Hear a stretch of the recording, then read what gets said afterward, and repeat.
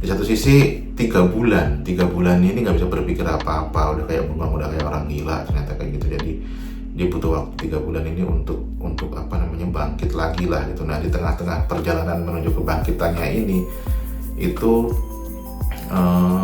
dia itu harus melunasi hutang kan ya, setiap berapa minggu atau deadline-nya itu harus melunasi hutang, dan dia menemukan satu pelajaran yang sangat berharga. Jadi ketika itu malam-malam sedang di mana gitu loh, di apa namanya, di daerahnya sih ya, daerahnya itu memang melewati hutan gitu yang apa namanya udah istilahnya tuh ketika di kondisi kayak gitu dia pulang lewat hutan, motornya mogok jam 2 pagi, apa istilahnya tuh, terus ya udah nggak bisa ngapa-ngapain, nggak pegang duit gitu, dan katanya daerah itu tuh banyak begal gitu. Nah jadi dia cerita bahwa udah nggak ada rasa takut, udah mau dibunuh ya biarin lah gitu, udah pokoknya udah pasrah.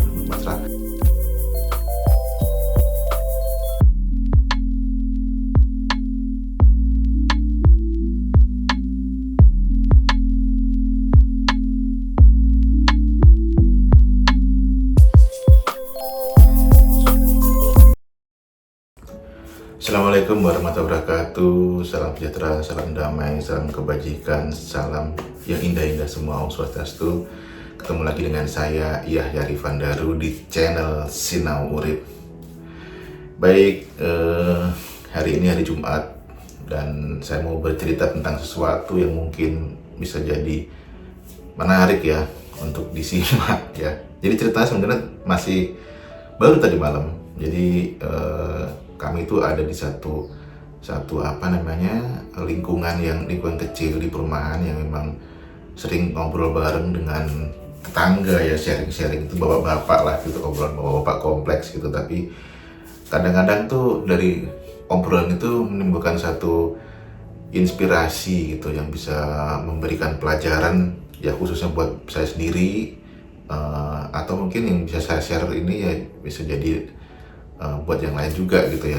Nah jadi langsung ke ceritanya ya. Jadi ini obrolan malam Jumat ya. Jadi ini tetangga saya itu tetangga baru mungkin sekitar seminggu ya. Jadi pindah dari dia kontrak di gang sebelahnya agak jauh dari rumah, lalu pindah ke gang di depan rumah gitu. Jadi apa namanya kita kenalan lalu ngobrol ya sampai jam 12 malam. Jadi ceritanya tuh sebenarnya tentang kisah perjalanan dia jatuh bangunnya gitu ya, yang saya pikir ini menjadi menarik untuk menjadi satu cerita hikmah gitu. Nah, apa ceritanya? Ya langsung saya mulai. Jadi ketika itu dia itu masih muda, jadi dengan gejolak apa namanya jiwa mudanya itu, dan merupakan tipe orang yang spekulatif ya, yang apa namanya ambisius gitu. Jadi dengan modal yang sebenarnya ya untuk ukuran anak muda itu cukup lah untuk apa namanya membeli sesuatu yang mereka suka. Tapi dia ini lebih suka untuk spekulasi. Oke, aku mau apa namanya usaha lah katakanlah gitu ya. Singkatnya dia usaha ini ya, gula ya. Jadi sebagai supplier apa namanya itu yang ngambil dari gudang, lalu dia apa namanya bagi ke penjual-penjual di daerahnya gitu, di satu daerah di Jawa Barat lah katakanlah gitu. Nah jadi itu berhasil, jadi dapat apa namanya mencapai kesuksesan sampai ratusan juta lah, singkatnya begitu ya. Nah ini kan berarti kan emang dari bawah, dari nol tuh dia naik gitu, naik. Tentunya pola-pola ini tuh kan ya memang umum ya terjadi di setiap kehidupan gitu. Lalu abis itu ketika udah naik tiba-tiba gitu ada satu apa istilahnya ya, supplier besar dari tempat lain tuh yang kayak melirik, wah ini kayaknya nih harus disikat nih, nggak mungkin kayak gitu ya, ada pasar yang bagus tapi ini ada satu pemain yang apa namanya tuh yang kayaknya nih harus disingkirkan. Nah ternyata dia kena itu dan lama-lama habis dan jadi hutang gitu. Jadi memang untuk tambal itu akhirnya jadi hutang. Dan saat itu dia cerita bahwa dia udah berkeluarga, kalau nggak salah udah punya anak satu masih kecil. Jadi memang inilah dinamika kehidupan yang dia ceritakan gitu. Nah terus Di satu sisi 3 bulan ini nggak bisa berpikir apa-apa, udah kayak bengong, udah kayak orang gila ternyata kayak gitu. Jadi dia butuh waktu 3 bulan ini untuk bangkit lagi lah gitu. Nah di tengah-tengah perjalanan menuju kebangkitannya ini itu dia itu harus melunasi hutang kan ya, setiap berapa minggu atau deadline-nya itu harus melunasi hutang, dan dia menemukan satu pelajaran yang sangat berharga. Jadi ketika itu malam-malam sedang di mana gitu loh, di daerahnya sih ya, daerahnya itu memang melewati hutan gitu yang udah istilahnya tuh ketika di kondisi kayak gitu dia pulang lewat hutan, motornya mogok jam 2 pagi, istilahnya tuh, terus ya udah nggak bisa ngapa-ngapain, nggak pegang duit gitu, dan katanya daerah itu tuh banyak begal gitu. Nah jadi dia cerita bahwa udah nggak ada rasa takut, udah mau dibunuh ya biarin lah gitu, udah pokoknya udah pasrah. Dan dia itu jam 2 akhirnya nyender di bawah pohon, motor ditaruh aja, terus udah di situ tenang menikmati malam yang padahal itu tempat yang katanya rawan gitu ya. Dan dia bisa menikmati itu dengan kok malah jadi beda rasanya gitu. Jadi ternyata dia di situ benar-benar berserah diri total, udah pasrah gitu.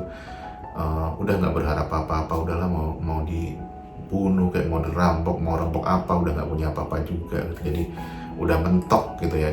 Jadi akhirnya dia ya udah, dan besoknya dia pulang nuntun motor, terus pergi ke stasiun. Intinya itu hari Sabtu tuh, jadi ini kalau nggak salah ini hari Jumat ya, dari Sabtunya tuh harus ada deadline tagihan utang gitu, dan harus dibayar. Dan ternyata dari pagi sampai rumah tiba-tiba ditelepon dapat. Nah ini yang ajaib ya, yang memang setelah dia loss gitu malamnya itu, paginya itu ditelepon ada orang katanya mau kebetulan ini dia ini orang marketing ya, jadi ada orang pengen mau beli rumah gitu, pokoknya intinya deal-dealan lah gitu, tahu pokoknya DP harus dibayar sekarang dan saya minta bagian sekarang ya, karena biar urusannya gampang lah katakanlah gitu. Nah ternyata bener udah DP dibayar, dan malam itu dia bisa bisa bayar utangnya. Jadi intinya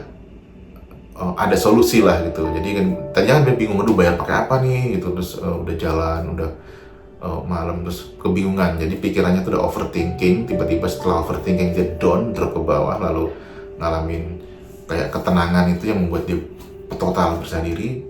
Paginya dapat telepon, malamnya dapat uang untuk lunasin hutang itu, bukan lunasin, untuk bayar. Nah ini ceritanya singkatnya sih begitu ya. Nah saya ingin mengambil satu hikmah dari cerita ini, yaitu tentang berserah diri tadi itu ya. Jadi bagaimana ketika kita itu balik lagi ya, berserah diri ini kembali lagi ke konsep yang saya yakini berdoa dan berusaha itu seperti apa gitu. Nah orang itu banyak mempersepsikan perspektif tentang berdoa dan berusaha itu adalah berdoa itu memohon gitu, ya Allah tolong gini segala macam, atau apalah, atau ya Tuhan segala macam. Itu kayak seolah-olah kita itu memang dalam kondisi yang benar-benar nggak yakin gitu loh. Karena gini, kamu nggak usah ngomong, kita itu tahu, Tuhan itu tahu gitu loh, dan kita kok udah tahu kapan ini terjadi, dan kita nggak tahu di depan 1 menit, 1 jam, 1 detik nanti tuh apa yang terjadi. Jadi memang konsep berdoa dan berusaha sendiri ini ya, ini perspektif saya, itu adalah berdoanya itu kita berserah diri. Nah kenapa bisa berserah diri itu seperti contoh cerita tadi, ketika teman saya ini, tetangga saya ini sudah berserah diri total, dia loss, menyerahkan segalanya lillahi ta'ala, la haula wala quwata, itu udah mau dibunuh orang biarin, mau digarong, dibegal biarin, dia mentok sampai tidur di bawah pohon. Itulah fase dia berserah diri gitu, jadi menyerahkan semuanya. Dan disitulah waktu Tuhan itu bekerja. Nah Tuhan itu ya ini semua keseimbangan semesta ini yang memanifestasikan energi dalam bentuk materi lah, gampangnya seperti itu logikanya.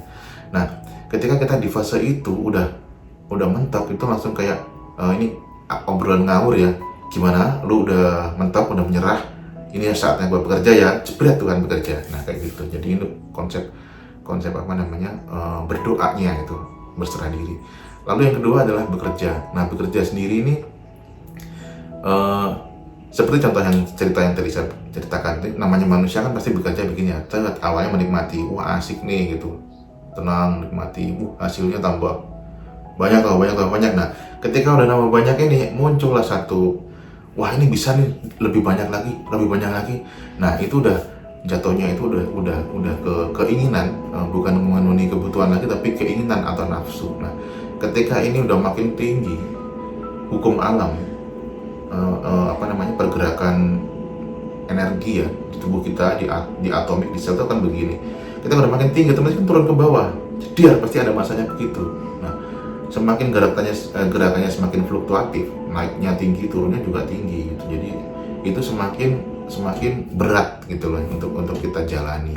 Ya, artinya kita jalani di jadi diri fisik ini gitu. Jadi gejolaknya, dinamikanya itu kayak sebelumnya yin yang itu semakin besar itu ya semakin berat gitu. Nah, intinya yang saya maksud dengan berusaha itu adalah berusaha dengan sadar gitu, sadar menjalani, sadar melakukan dengan konsisten, tapi nggak yang terlalu berambisius gitu loh. Jadi tetap menjaga keseimbangan antara fluktuasinya, keseimbangan ini tadi gitu. Jadi ya istilahnya kalau orang Jawa tuh ojo ngoyo gitu loh, jangan terlalu berambisi lah gitu ya. Kita normal, kita sadar, kita mengerjakan sesuatu dengan sadar dan berserah diri. Nah, itulah yang saya maksud dengan konsep berdoa dan berusaha, itu seperti itu. Baik, itu cerita hikmahnya mungkin apa ya yang bisa saya ceritakan, dan pas banget ini hari Jumat. Jadi semoga cerita-cerita seperti ini juga ada manfaatnya. Demikian saja, terima kasih. Assalamualaikum warahmatullahi wabarakatuh. Salam damai, salam sejahtera, salam bahagia, salam kebaikan, kebijaksanaan. Om Swastiastu.